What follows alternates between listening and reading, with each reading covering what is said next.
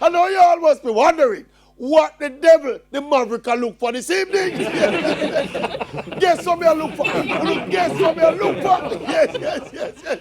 I am looking for the positives from that embarrassing West Indies defeat against Bangladesh in the first ODIs. Let's see if we can find the positives.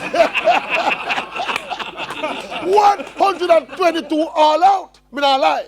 One at a time. Me think a mistake they make, and it's a T20 game of play. Yes. And look, this is not Australia or England or India. This is Bangladesh, a step in our face like we are doormat. Yes. And for sure, West Indies losing was predictable, especially after a dozen senior players opted out of the tour. But 33 overs, 122 runs in an ODI innings. Yes. West Indies cricket has now graduated from being a regional embarrassment into a global embarrassment. But again, all is not lost because we can always search for the positives. Yes. We still are looking for the positives.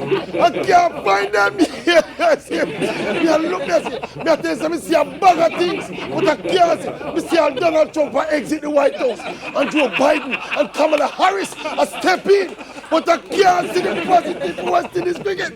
I'm searching for the positive. But the positive there, I can't find the positive.